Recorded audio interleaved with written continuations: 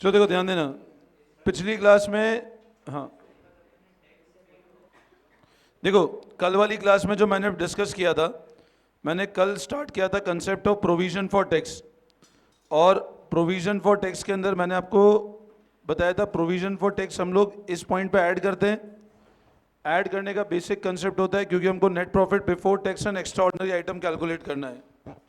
तो जब हमको net profit before tax and extra ordinary item निकालना है तो हम लोग प्रोविजन फॉर टैक्स को ऐड करते हैं। ये प्रोविजन फॉर टैक्स कौन सा होता है? Provision for tax made during the year.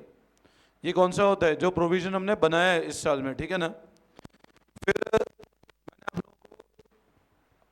एक ये वाला अकाउंट बताया था प्रोविजन फॉर टैक्स का, और प्रोविजन फॉर टैक्स में बताया था बैलेंस शीट में प्रोविजन हमेशा कहाँ से क्रिएट होता है? पीएनएल से। एंट्री क्या होती है? PNL to provision for tax. Provision create करने की एंट्री होती है PNL to provision for tax. और प्रोविजन फॉर टैक्स हमेशा बैलेंस शीट में कहाँ दिखाते हैं? Credit side. कौन सी साइड? Liability side. मैंने आपको ये ट्रीटमेंट भी समझाया था, कुछ एग्जांपल। जैसे पहला एग्जांपल मैंने बताया था, अगर कुछ भी गिवन नहीं है तो पिछले साल वाला प्रोविजन इस साल पे किया जाएगा, और इस साल ये फ्रेश क्रिएट किया है। ये 60,000 को हम लोग क्या करते हैं? वर्किंग नोट में ऐड करते हैं और 50,000 को आउटफ्लो बताते हैं।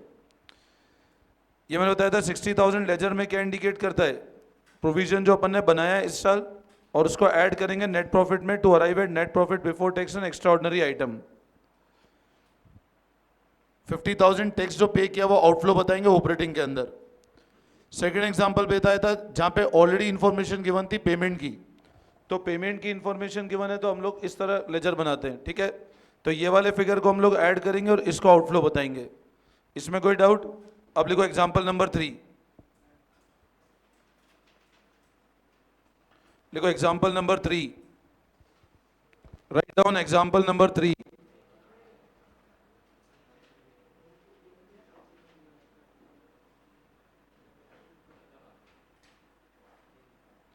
वापस ऐसे फॉर्मेट बनाओ।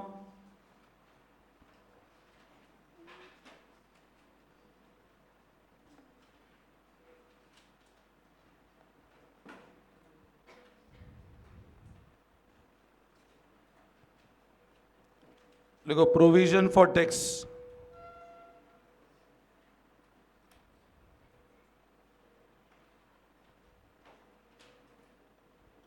1 lakh and 1,30,000।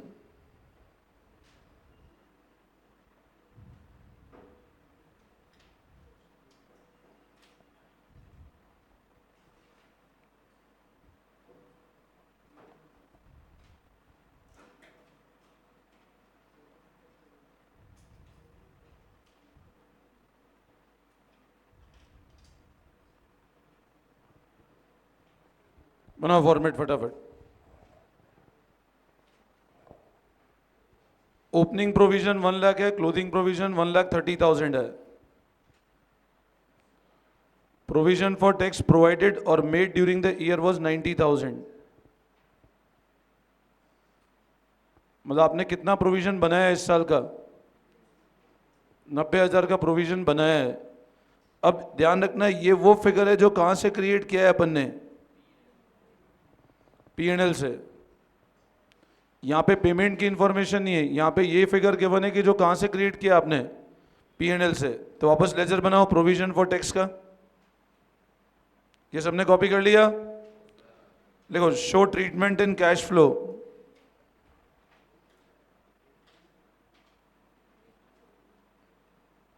From 1/4/25 to 31 March 26। Treatment बताओ कैश फ्लो में 1 अप्रैल 25 से 31 मार्च 26 वाले पीरियड में।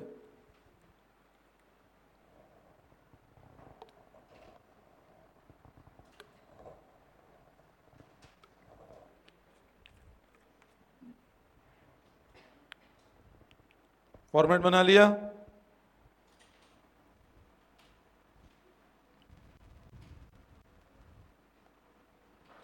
अब सबसे पहले लेजर बनाओ provision for tax account.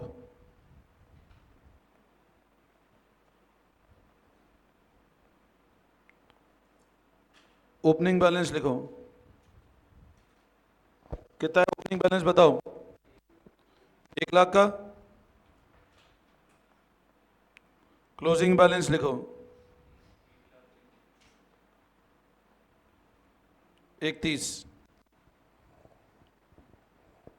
By balance brought down 1 lakh, closing balance 1,30,000। इसमें कोई डाउट? अब कितना प्रोविजन अपन ने बनाया था इस साल में? 90,000 का प्रोविजन। अच्छा, कहां से क्रिएट किया था बताओ प्रोविजन? प्रोविजन कहां से क्रिएट करेंगे? अच्छा बोलो, प्रोविजन क्रिएट करने की एंट्री क्या होगी?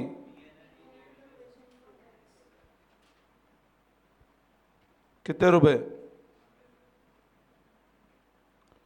ये प्रोविजन क्रिएट करने की एंट्री होगी। बोलो, इसकी लेजर पोस्टिंग क्या कर दें? ये अपन ने, इसमें पेमेंट की इंफॉर्मेशन नहीं है, तो अपन ने कितने का प्रोविजन बनाया? तो लिखो बाय P&L 90,000।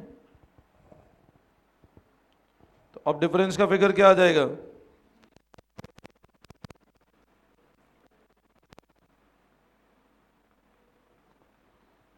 तो डिफरेंस क्या आ जाएगा? टू बैंक कितना हो जाएगा?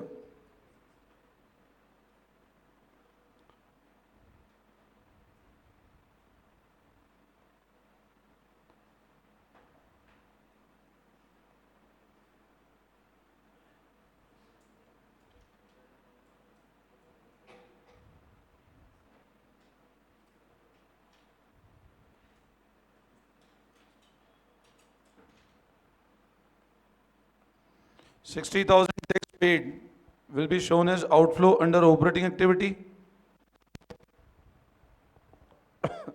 ये क्लियर है?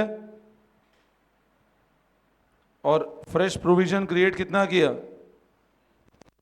तो 90,000 प्रोविजन क्रिएटेड,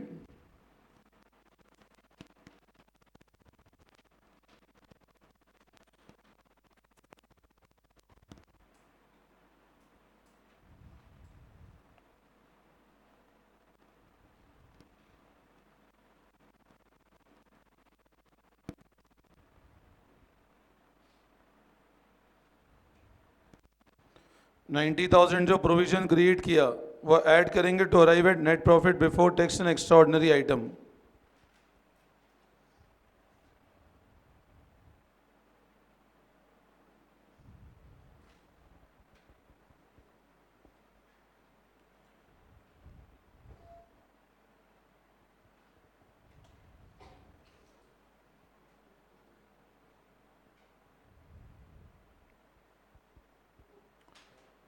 वापस समझाओ,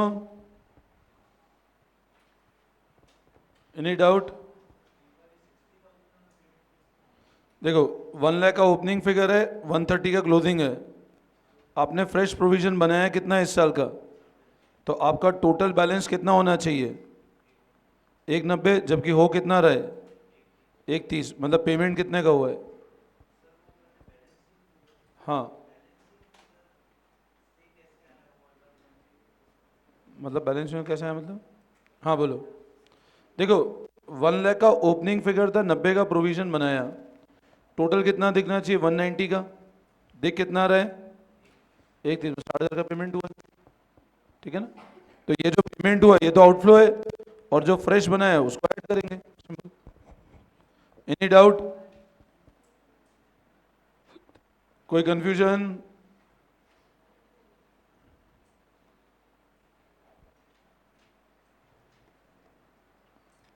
नेक्स्ट, अब नेक्स्ट एडजस्टमेंट लिखो, डिविडेंड, ट्रीटमेंट ऑफ डिविडेंड।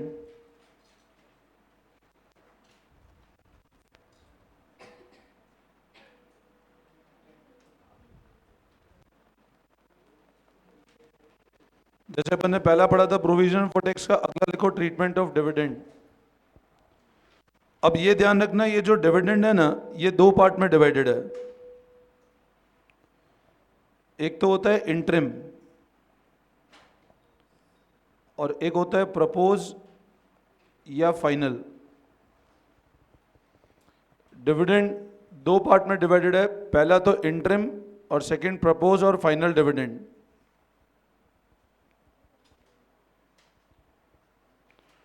और डिविडेंड मतलब ये बात हमेशा इक्विटी शेयर्स की कर रहे हैं हम लोग। प्रेफरेंस तो अगर ये दोनों का नंबर है तो प्रेफरेंस तो पे होगा ही, सही है ना? अब लिखो आप, interim dividend means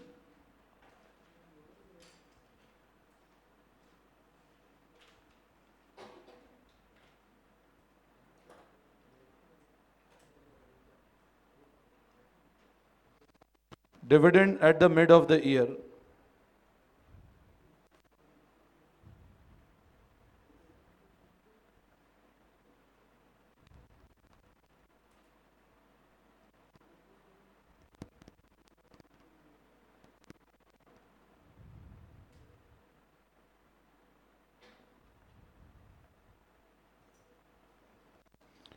इंटरिम मतलब होता है डिविडेंड साल के बीच में, और प्रपोज फाइनल में होता है डिविडेंड साल के एंड पे।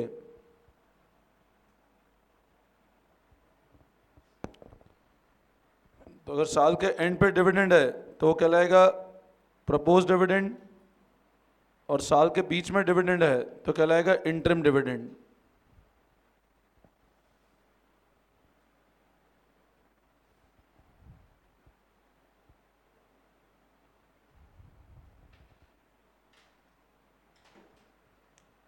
और ये हमेशा बात करते हैं हम इक्विटी शेयर्स की। Dividend is always on equity shares.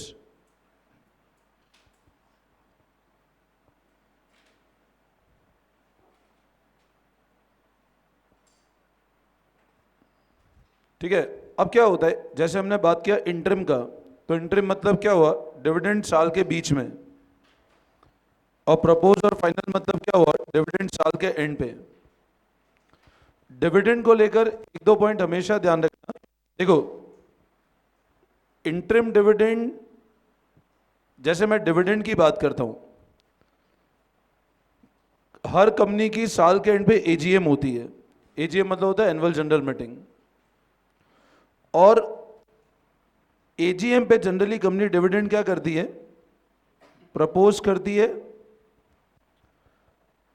अगर बोर्ड ऑफ डायरेक्टर ने डिविडेंड को प्रपोज कर दिया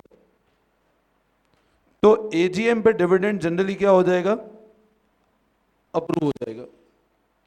और अप्रूवल होने के कितने दिन में पेमेंट करना है उसका, 30 डेज में। मेरी बात फिर समझना,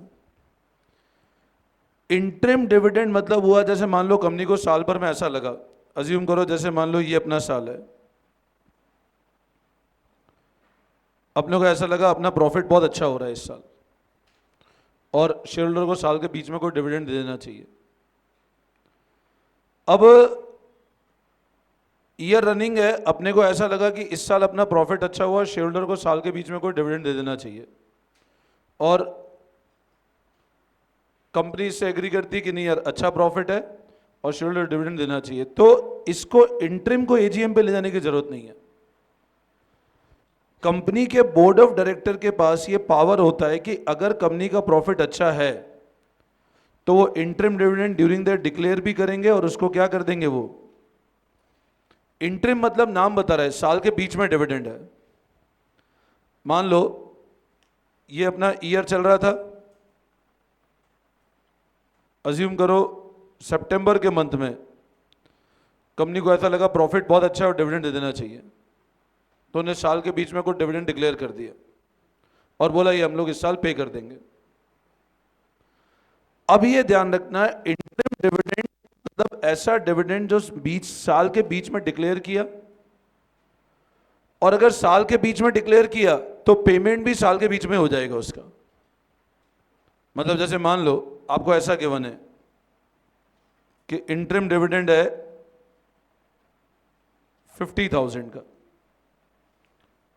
वो डिक्लेयर हो गया और पे भी हो गया।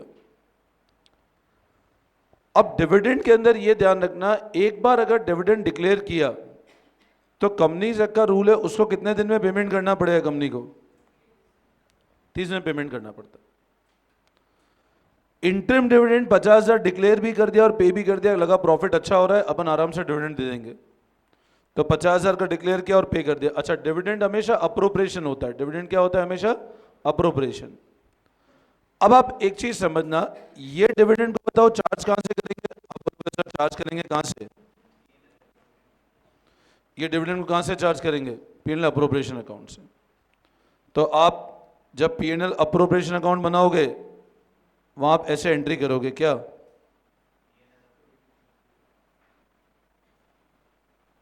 ये अपन एंट्री करेंगे। अब आप ये चीज समझना, ये जो डिविडेंड है, ये एंट्री डिविडेंड को चार्ज करने की और पेमेंट करने की एंट्री क्या हो जाएगी? ये कितने से कर देंगे अपन लोग? 50,000 से। ये तो अपन ने चार्ज किया, ये अपन ने उसका पेमेंट कर दिया। अब है ना, इंटरिम डिविडेंड बताओ कौन सी, मैंने आपको जब ये बताया था कि अपन जब भी नेट प्रॉफिट बिफोर टैक्स निकालते हैं तो उसमें हम लोग स्टार्ट कहां से करते हैं? नेट प्रॉफिट एज पर। अब अगर स्टार्ट बैलेंस शीट से कर रहे हो आप, तो बताओ मतलब उसमें अप्रोप्रिएशन भी एडजस्ट हो गए, चार्ज वार्ज सब कुछ एडजस्ट हो गए। अभी आप मेरे को एक बात बताओ, डिविडेंड देना कौन सी एक्टिविटी का पार्ट है बताओ? बट एक्टिविटी कौन सी? ऑपरेटिंग, इन्वेस्टिंग या फाइनेंसिंग? फाइनेंसिंग। डिविडेंड पे करना कौन सी एक्टिविटी का पार्ट है? अब आप मान लो ऑपरेटिंग एक्टिविटी बना रहे हो, इन्वेस्टिंग बना रहे हो, फाइनेंसिंग बना रहे हो। आपने यहां पे स्टार्ट कहां से किया? अब बताओ इस नेट प्रॉफिट में डिविडेंड लेस हुआ कि नहीं हुआ? अगर बैलेंस शीट का फिगर है तो लेस हो चुका होगा। और फाइनेंसिंग में क्या बताना है अपने को? डिविडेंड पे ऐसे बताना है फाइनेंसिंग के अंदर। अब आप मेरे को एक बात बताओ, अगर डिविडेंड का पेमेंट फाइनेंसिंग में हमको आउटफ्लो बताना है, डिविडेंड का पेमेंट फाइनेंसिंग में हमको आउटफ्लो बताना है, और ऑपरेटिंग में अपना स्टार्टिंग पॉइंट नेट प्रॉफिट है, तो बताओ यहां से भी लेस हो गया, यहां से भी लेस हो गया, बट लॉजिकली जाना कहां पे चाहिए वो? तो आप यहां क्या करते हो? डिविडेंड को प्लस करते हैं अपन लोग, और नेट प्रॉफिट बिफोर टैक्स में जाने के लिए प्लस करते हैं। मैंने आपको ये पहले ही बताया था कि डिविडेंड क्या होता है, इनकम टैक्स में एक एक्सपेंस अलाउड नहीं होता है। तो टैक्स के पहले जनरली क्या पे करते हो आप? इंटरेस्ट। और टैक्स के बाद क्या पे करते हो? मतलब पहले आप सरकार को टैक्स दोगे, फिर किसका नंबर आएगा? तो अगर बिफोर टैक्स पे जाना है तो टैक्स के बाद डिविडेंड का नंबर आता है, तो हम क्या करेंगे? डिविडेंड को ऐड करते हैं।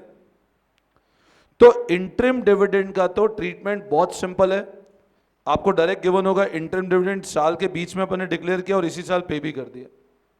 तो 50,000 का डिविडेंड डिक्लेयर किया, 50,000 आपको यहाँ ऐड कर देना है, और 50,000 यहाँ क्या बता देना है आपको? फाइनेंसिंग में आउटफ्लो बता देना है। इसमें तो कोई दिक्कत नहीं है। तो इंटरिम डिविडेंड का तो सबसे पहला पॉइंट ध्यान रखना, डिविडेंड साल के बीच में है। अब लिखो नेक्स्ट लाइन में, ट्रीटमेंट ऑफ इंटरिम डिविडेंड लिखो, ट्रीटमेंट ऑफ इंटरिम डिविडेंड, इसी हेडिंग के अंदर ये पॉइंट है ना।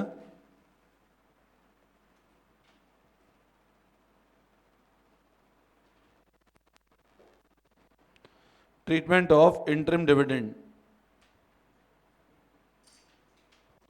देखो add in net profit to arrive eight,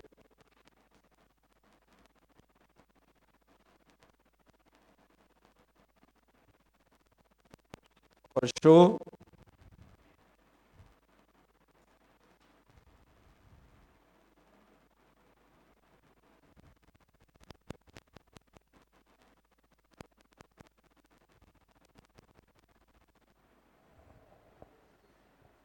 पहला ट्रीटमेंट तो देखो, add in net profit to arrive at net profit before tax and extra ordinary item, और show as cash outflow under financing activity. इसमें कोई doubt?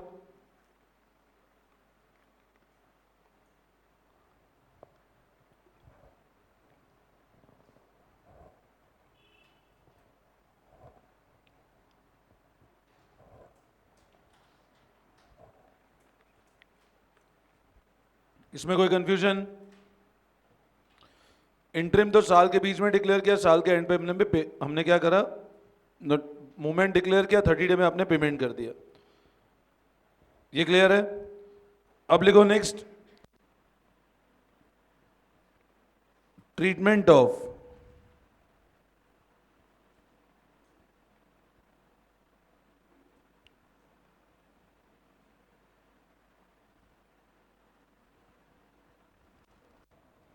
Propose oblique final dividend.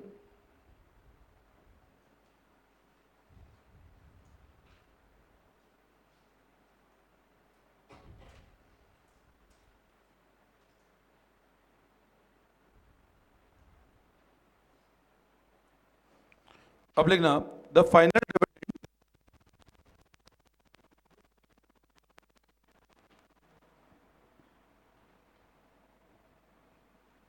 is approved.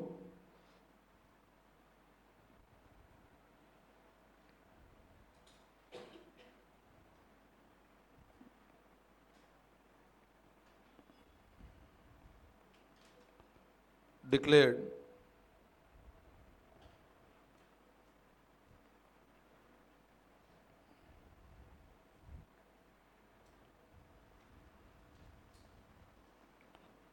By the majority shareholders in AGM of the company.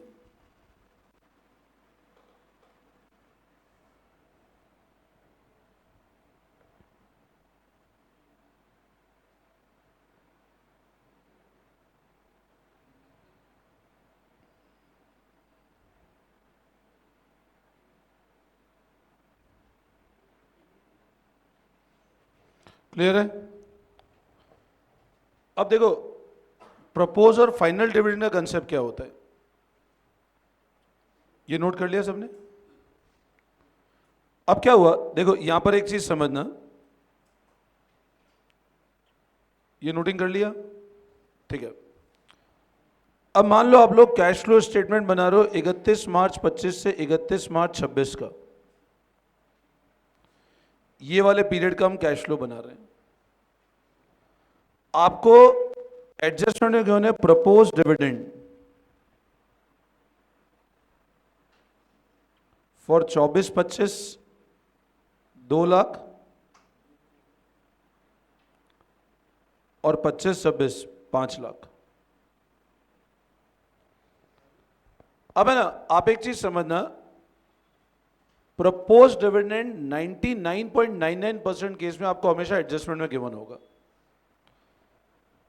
अब बताओ ये वाला कौन सा साल है? क्या इस हम कैश फ्लो इस वाले पीरियड का बना रहे हैं? क्या ये वाला डिविडेंड इस साल से रिलेट कर रहा है क्या? नहीं। आप बोलोगे सर ये डिविडेंड कौन से ईयर का है? इसका मतलब पिछले साल अपन ने प्रपोज किया था 2 लाख रुपए का डिविडेंड फॉर ईयर एंडिंग 31 मार्च 25। अब आप एक चीज समझना, ये जो ईयर गया पिछले साल वाला 1/4/24 से, इसकी जो एजीएम है वो जनरली होगी 31 मार्च 25 के बाद। ध्यान से सुनना मेरी बात। ये वाले साल की एनुअल जनरल मीटिंग मान लो अप्रैल 25 में रखी गई और वहां हमने ये वाला डिविडेंड क्या किया? डिक्लेयर करके अप्रूव कर दिया। अब ये वाला डिविडेंड 2 लाख रुपए जो रिलेट कर रहा है लास्ट ईयर से, वो डिक्लेयर किया और अप्रूव करा कौन से साल में? एजीएम हुई, साल खत्म हुआ, एजीएम हुई, उन्हें डिक्लेयर करके अप्रूव कर दिया। तो यहां पर एक चीज समझना, आप ये 2 लाख एक बार जब डिक्लेयर करके अप्रूव हो जाएगा तब इसकी अकाउंटिंग होगी, ध्यान रखना। ऐसा नहीं है कि ये वाला अमाउंट इस साल का है तो अकाउंटिंग इसी साल कर दी जाएगी, नहीं। जब तक अप्रूवल नहीं होगा तब तक उसकी अकाउंटिंग नहीं की जाएगी। तो ये 2 लाख रुपए का अप्रूवल मिला कब अपने को? अप्रैल 25 में। तो ये 2 लाख रुपए अपन लोग चार्ज यहां से करेंगे कौन से साल से, और पेमेंट भी इसी साल कर देंगे इसको। लेकिन ये जो 5 लाख रुपए था, अब ये इस साल का डिविडेंड है, ये कब आएगा नंबर? अगले साल। तो जब इस वाले डिविडेंड का नंबर अगले साल आएगा तो ये ध्यान रखना, ये वाला डिविडेंड का आपको कुछ भी नहीं करना है। मतलब प्रीवियस ईयर का जो प्रपोज डिविडेंड है, अपन जैसे ऐड करते हैं ना, नेट प्रॉफिट बिफोर टैक्स निकालेंगे अपन लोग, तो आप देखो वहां मैंने आपको लिखाया था ऐड करो डिविडेंड, और वहां लिखाया था इंटरिम हो या फाइनल प्रपोज हो। तो इंटरिम तो साल के बीच में डिक्लेयर किया, साल के बीच में पेमेंट कर दिया, तो करंट ईयर का करंट ईयर ही है। बट जो फाइनल डिविडेंड है वो ध्यान रखना, प्रीवियस ईयर का आप ऐड करोगे और प्रीवियस ईयर का ही आप कैश में क्या बताओगे? आउटफ्लो बताओ। अच्छा, अब वैसे मैं आपको एक पॉइंट समझा देता हूं। करंट ईयर का अगर क्वेश्चन प्रपोज डिविडेंड देता है आपको, कैश फ्लो में कोई ट्रीटमेंट नहीं करना है आपको। जनरली करंट ईयर के प्रपोज डिविडेंड को कंटिंजेंट लाइबिलिटी बताया जाता है, जब तक वो लाइबिलिटी मतलब वो एक्चुअल लाइबिलिटी नहीं है, वो हो सकता है अप्रूव हो भी सही, हो सकता है नहीं भी अप्रूव हो। तो आपको सिर्फ ये ध्यान रखना है करंट ईयर डिविडेंड का कोई ट्रीटमेंट नहीं करना है, पिछले साल का जो डिविडेंड है उसको इस साल के अंदर नेट प्रॉफिट में ऐड करना है और फाइनेंसिंग में क्या बता देना है, आउटफ्लो बता देना है। ठीक है, तो अब लिखो एक बार, आप लिखो इसके अंदर no treatment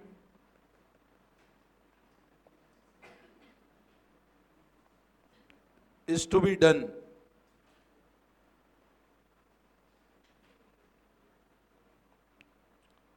for current year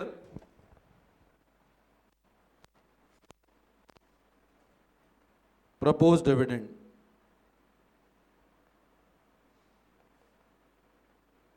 However, dividend of previous year will be added to net profit to arrive at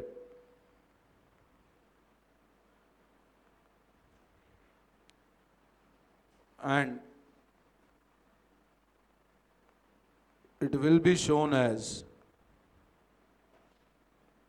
cash outflow under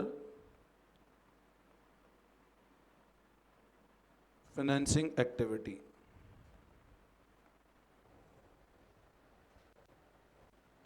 ये ध्यान रखना ट्रीटमेंट आप लोग, मतलब करंट ईयर का कोई ट्रीटमेंट नहीं करना है, प्रीवियस ईयर का हमको आउटफ्लो बता देना है।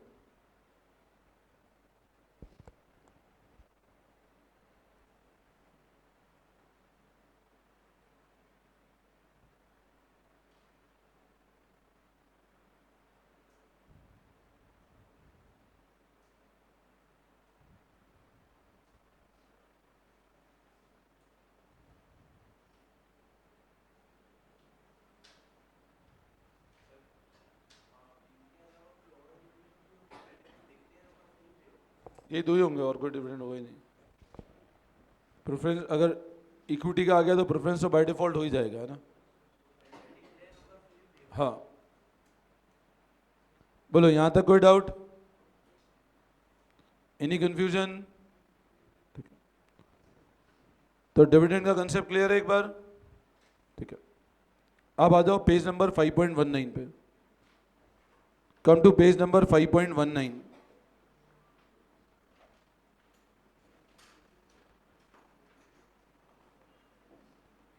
इलस्ट्रेशन नंबर 5 देखो एक बार आप लोग, page number 5.19, illustration number 5। Following is the extract from balance sheet of KBC limited. आप देखो पेज नंबर 5.19, हाँ 15, सॉरी इलस्ट्रेशन 15, इलस्ट्रेशन नंबर 15 देखना एक बार। आप देखो इसको डायरेक्ट मैं समझा देता हूं। ओपनिंग फिगर देखो कितना है प्रॉफिट का, ओपनिंग 8 लाख नहीं है, ओपनिंग कितना है और क्लोजिंग कितना है, मतलब बताओ नेट प्रॉफिट कितना है अपना, 3 लाख का। अच्छा अब आप नीचे देखो, आपको डिविडेंड पेएबल नजर आ रहा है, कितना दिख रहा है डिविडेंड पेएबल? ओपनिंग 0 है और क्लोजिंग कितना है ना। What is dividend payable? मतलब देना बाकी है, कितने रुपए देने बाकी हैं? 30,000 देने बाकी है। आप नीचे देखो final dividend for year ended 31 March 24 and 31 मार्च 25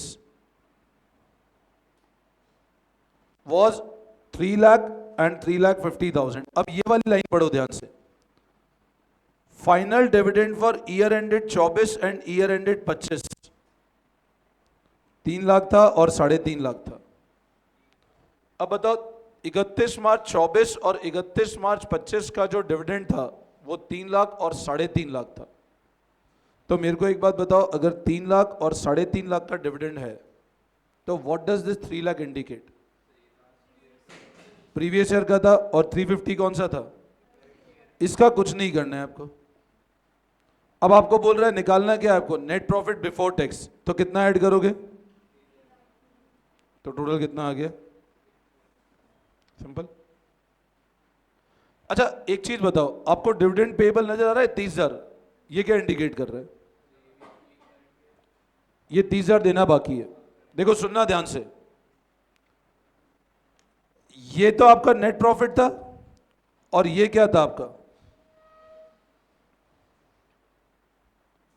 अभी आप मेरे को एक बात बताओ, अगर ये नेट प्रॉफिट था और ये अपना डिविडेंड था, अभी लॉजिकली सोच के बताओ, if this was the figure of net profit and this was the figure of dividend, ये वाला तो आपने पीएनएल से चार्ज किया होगा, वो ऐड किया। अब मैंने क्या बताया, एक और ट्रीटमेंट क्या है फाइनेंसिंग में, क्या बताना है? तो आप बोलोगे सर फाइनेंसिंग में आउटफ्लो बताओ। अच्छा कितना बताओगे, बताओ। आप बोलोगे 3 लाख का। बड़ा बैलेंस शीट में देखो ना, डिविडेंड पेबल अभी तक कितना बाकी है? 3 लाख रुपए देने थे, अभी तक 30,000 रुपए देने बाकी हैं। तो आउटफ्लो कितना बताओगे सिर्फ? मतलब पेमेंट तो 270 का ही हुआ है ना। इसमें फाइनेंसिंग बनाना नहीं है अपने को, बट आप लॉजिक समझो। 3 लाख रुपए आपने चार्ज किया पीएनएल से, वो ऐड किया, बट पेबल आपको 30,000 दिख रहा है ना, अभी तक देना बाकी है। तो आउटफ्लो कितना बताओगे सिर्फ आप? 2,70,000 रुपए। बोलो आई बात समझ में? वापस समझाओ, कोई दिक्कत? सबको क्लियर है? तो सिंपल 3 लाख में वापस 3 लाख जोड़ो तो 6 लाख का फिगर आ जाएगा। कराऊं कॉपी में? ठीक है।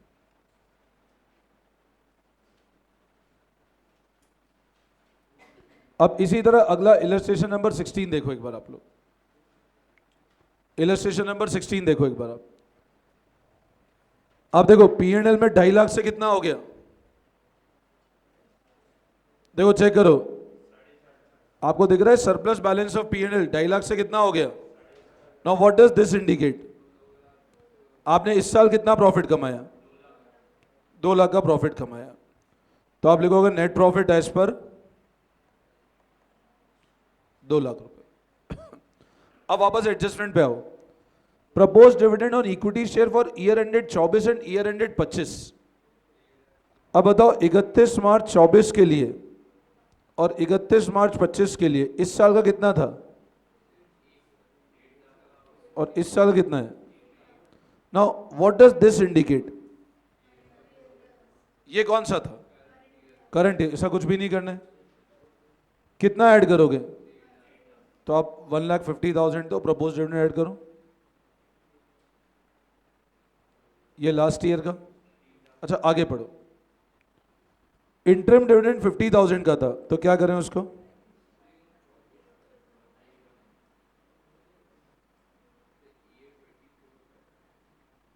कौन सा वाला?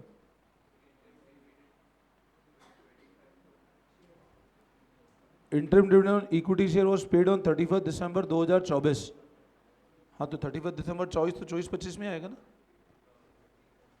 तो क्या करें, इस 50,000 को भी ऐड कर दें। ये 24-25 का ही है ना,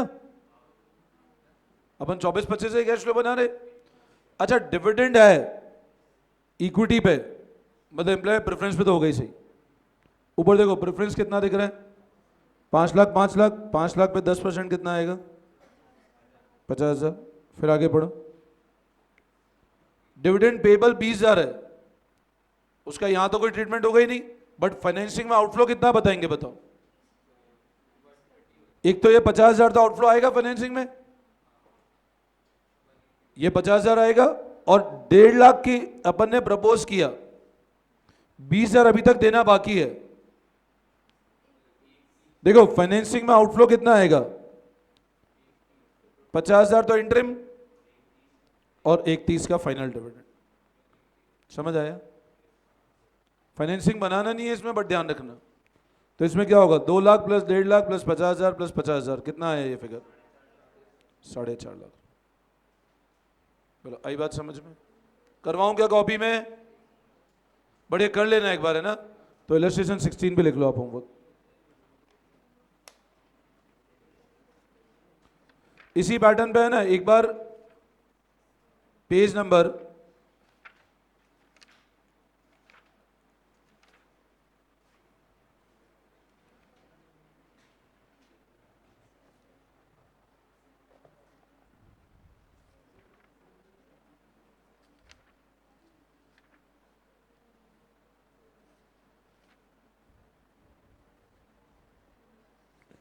पेज नंबर 5.96 पे अनसॉल्व 5 और 6 होमवर्क कर लेना। पेज नंबर 5.96, पेज नंबर 5.96 पे unsolved question number 5 and question number 6। Unsolved question number 5 and question number 6, ये दो होमवर्क करोगे आप लोग।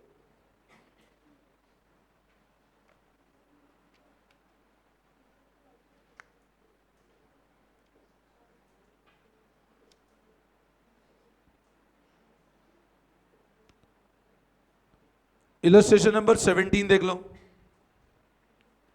अगला इलस्ट्रेशन नंबर 17 आपको ओपनिंग कितना दिख रहा है? 7 लाख। क्लोजिंग कितना दिख रहा है? पेज नंबर 5.21 पे ओपनिंग 7 लाख, क्लोजिंग 25 लाख। साल में प्रॉफिट कितना कमाया? 18 lakh. Additional information interim dividend नजर आ रहा है, क्या करें इसको? 1 लाख प्लस कर दें। अच्छा, अब इसमें इक्विटी कैपिटल प्रेफरेंस कितना दिख रहा है? 10 लाख दिख रहा है, और 10 लाख का 8% 80,000 और ऐड करता, तो 1 लाख और 80,000 ऐड करता। बोलो, आई बात समझ में? क्लियर है सबको? Any doubt? तो ये 17 भी देख लेना एक बार आप, ठीक है ना?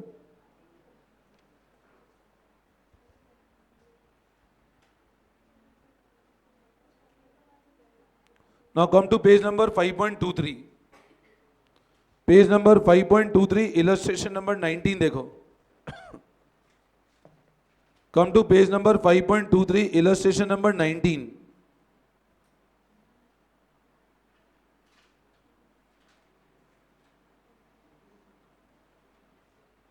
देखो ध्यान दो, इलस्ट्रेशन नंबर 19 ये कर लेते हैं एक बार हम लोग। फॉर्मेट बनाओ, पर्टिकुलर्स अमाउंट ड्रॉ करो, फॉर्मेट पर्टिकुलर्स एंड अमाउंट।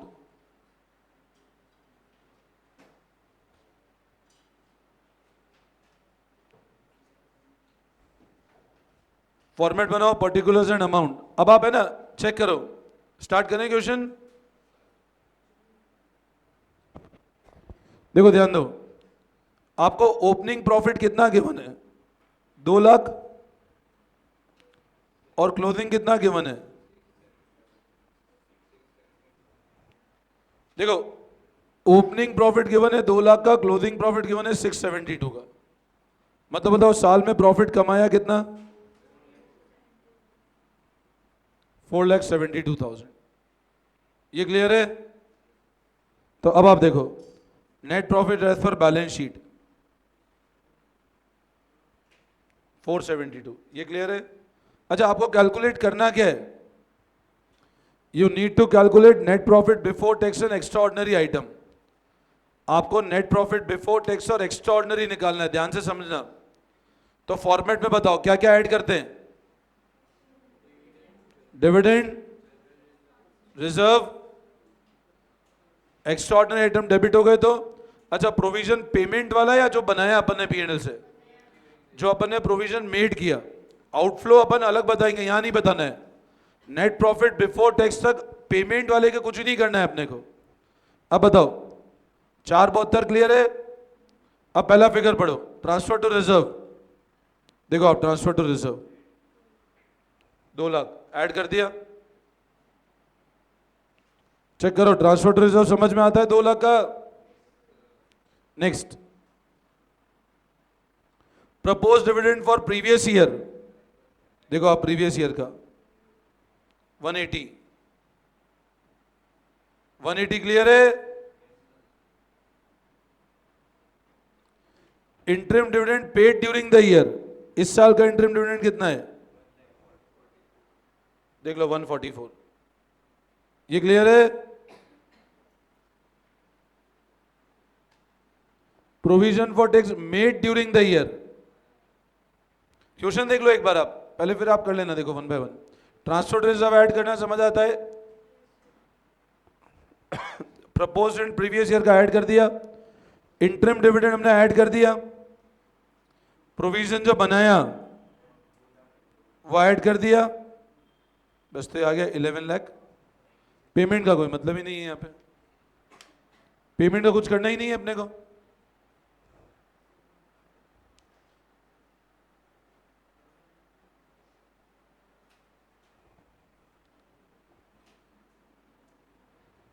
ये प्रीवियस ईयर का था, है ना?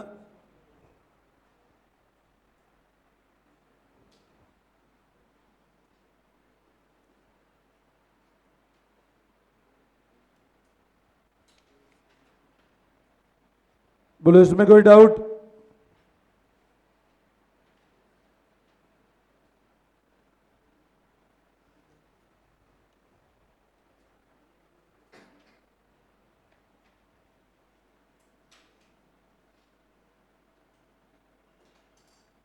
क्लियर है?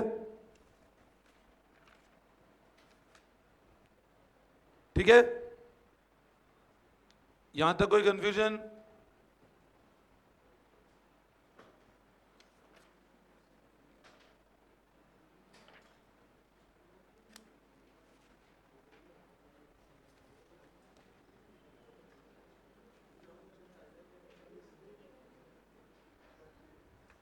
ठीक है, एक बार इतना करना, फिर करते हैं नेक्स्ट क्लास में।